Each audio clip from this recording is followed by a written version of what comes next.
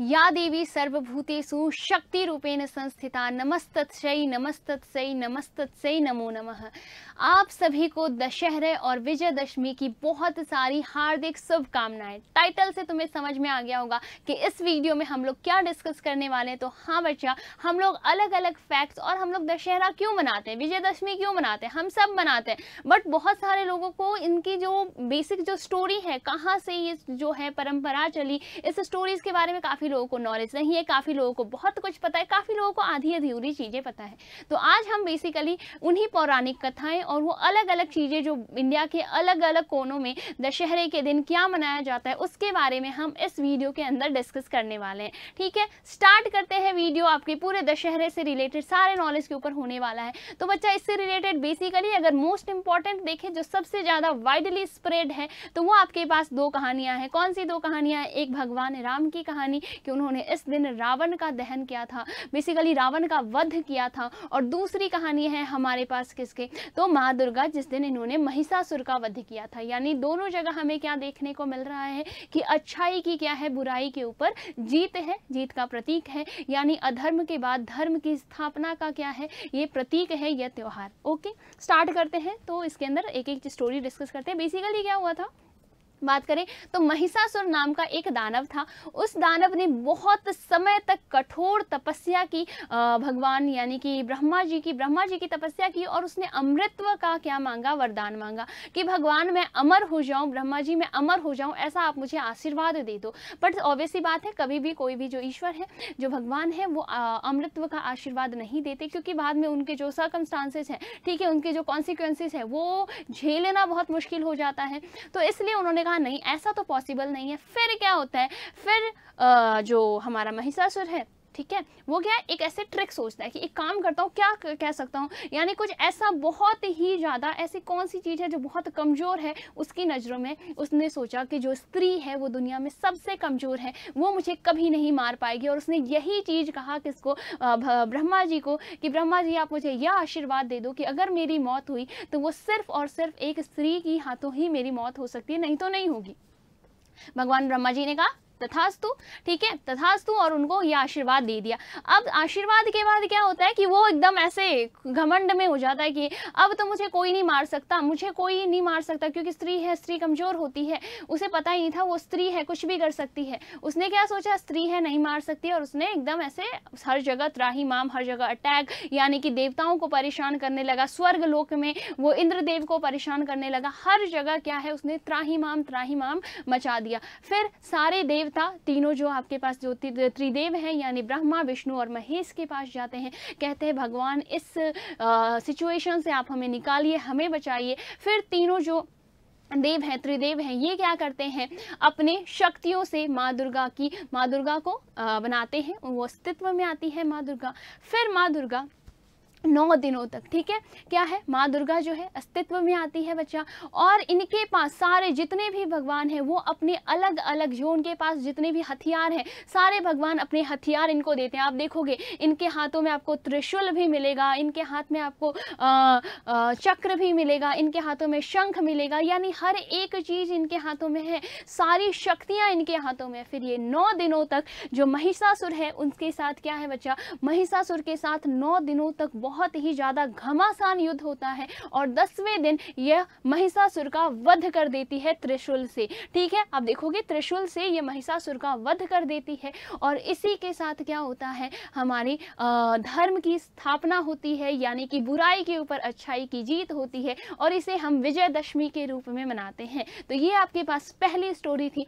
दूसरी स्टोरी पे चलते हैं, यानी कि ये आपके पास क्या हो गया बच्चा, आप देख सकते हो, यानी 9 दिन अलग अलग रूपों में, अलग अलग तरीके से जो माँ दुर्गा है लड़ती है, यानी जयंती, मंगला काली, भद्रकाली, कपालिनी, दुर्गा, क्षमा, शिवा, धात्री, स्वाहा, स्वधा, नमोस्तुते, इन 9 रूपों को मैं नमस्ते करती हूँ, सल्यूट करती हूँ बच्चा। चलिए अब सेकंड स्टोरी पे आते हैं। सेकंड स्टोरी आपके पास है, रावण जो है माँ सीता का हरण कर लेता है, अपहरण कर लेता है। हरण करने के बाद राम जी उनको हर जगह ढूंढते हैं, फिर हनुमान जी मिलते हैं, हनुमान जी को वो रावण मतलब लंका भेजते हैं। लंका जाकर आप पता लगाओ, जो माँ हनुमान जी हैं वो क्या करते हैं, पता लगाते हैं। चूड़ामणि सीता जी अपनी चूड़ामणि देती है किनको बच्चा, तो ध्यान रखेंगे, हनुमान जी को। और फिर मतलब जब पता चल जाता है कि माँ सीता लंका में है, फिर क्या है, राम जी अटैक करने के लिए एकदम अपनी आर्मी रेडी करते हैं हनुमान जी की, और पूरी जो वानर सेना है, पूरी वानर सेना तो उनके पास होती ही है, पूरी वानर सेना रेडी करते हैं और फिर वो लंका पे चढ़ाई करने के लिए आते हैं। और लंका पे अटैक करा था और उसके पहले उन्होंने 9 दिन तक माँ दुर्गा की पूजा करी थी। ठीक है, राम जी की बात करें तो वो 9 दिन तक, यानी कि वो जो ये शरद नवरात्रि है बच्चा, शरद नवरात्रि के 9 दिन तक वो क्या करते हैं, उपासना करते हैं, पाठ करते हैं, दुर्गा पूजा यानी माँ दुर्गा की पूजा करते हैं। और 10वें दिन वो क्या करते हैं, रावण का वध करते हैं बच्चा। 10वें दिन क्या हमें देखने को मिलता है कि वो रावण का वध करते हैं। और इस तरीके से हम दशहरा मनाते हैं। यानी हर जगह क्या देखने को मिल रहा है आपको कि बुराई के ऊपर अच्छाई की जीत है, अधर्म के ऊपर धर्म की स्थापना है। तो ये मेन 2 स्टोरीज है। उसके अलावा भी हमारे पास बहुत सारे ऐसे स्टोरीज हैं। वैसे यहाँ पे अगर देखें, राम जी ने बुराई को खत्म करा, जैसे कि दुर्गा माँ ने क्या करा, महिषासुर का वध किया, वैसे ही राम जी ने क्या करा है बच्चा, भगवान श्री राम ने रावण का वध किया। और रावण की बात करें तो रावण के 10 सिर हैं और ये 10 सिर जो है ना, अलग अलग बुराइयों के प्रतीक हैं, जैसे काम, क्रोध, लोभ, मोह, मद, मात्सर्य, अहंकार, ईर्ष्या, अनाचार और एक आपके पास है अन्याय। यानी कि रावण के जो ये 10 सिर हैं, ये एक सिर मेरा दिख रहा है, चलिए, रावण के जो ये 10 सिर हैं, ये अलग अलग बुराइयों के क्या है, अलग अलग बुराइयों के प्रतीक हैं। ठीक है, और ये अलग अलग बुराइयों को ही हमें हमारे जीवन से क्या करना है, खत्म करना है। फॉर एग्जाम्पल, अब देखो मैं यहाँ पे खड़ी हो गई हूँ, मेरे तुम्हें ऐसे 10 सिर दिख रहे हैं। चलिए, अब मैं कहूँ तो मेरे अंदर इनमें से बहुत सारी बुराइयां होगी, या क्या पता ये सारी बुराइयां मेरे अंदर होगी। तो इन बुराइयों को ख़त्म करना क्या है, इन बुराइयों को आज के दिन ख़त्म करना कि अब हम ऐसी चीज़ों के कंट्रोल में नहीं रहेंगे। हम अच्छी चीज़ों को, अच्छे जो आपके पास जो अच्छे हैबिट्स हैं उसको हम हमारी लाइफ में लेकर आएंगे। आप एक स्टूडेंट है बच्चा, स्टूडेंट जो है, आप स्टूडेंट लाइफ में जो चीज़ों को हैबिट बना लेते हैं ना, वो पूरी लाइफ आपके साथ चलती है। ठीक है, स्टूडेंट लाइफ में आप जिन चीज़ों को अपनी हैबिट बना लेते हैं वो पूरी जीवन आपके साथ चलती है, और उसी को आपको क्या करना है, अपने हैबिट बना के रखना है। अगर आप आज के टाइम पे शिष्टाचार, अच्छी हैबिट्स है ना, प्रॉपर तरीके से पढ़ाई करना, पूरा रूटीन फॉलो करना, बड़ों का आदर करना, अच्छी चीज़ों की रेस्पेक्ट करना, बुराइयों को ख़त्म करना, बुराइयों के खिलाफ आवाज़ उठाना। बुराई नहीं कर रहे हो, अच्छी बात है, बट अगर सिर्फ बुराई तुम देख रहे हो ना, स्टिल आप गलत कर रहे हो। यानी बुराइयों को देखना भी नहीं है, उसके खिलाफ आवाज़ उठाना है, एक अच्छे नागरिक बनना है। कलयुग के अंदर नागरिक, एक अच्छा नागरिक होने बहुत ज़रूरी है, क्योंकि कहीं ना कहीं अब धीरे धीरे हमें ऐसा दिख रहा है कि बहुत ज़्यादा बुराइयां हो गई है। अभी देखें तो वर्ल्ड के अंदर कितने सारे ऐसे जगह बच्चा, कितने सारे ऐसे कंट्रीज हैं जहां वॉर है, लोगों के पास खाने की चीज़ें नहीं है, हद से ज़्यादा महंगाई हो रही है, बहुत ज़्यादा अत्याचार है, करप्शन है, यानी बहुत सारे प्रॉब्लम अभी जो ये है वर्ल्ड फेस कर रहा है। हम सब जब खुद के अंदर ये चेंजेस लेकर आएंगे, जब एक एक इंसान जब खुद के अंदर अच्छे हैबिट लाएगा ना बच्चा, तो एक कम्युनिटी, ठीक है, एक घर, एक कम्युनिटी, एक शहर, एक राज्य क्या होगा, अच्छा होगा।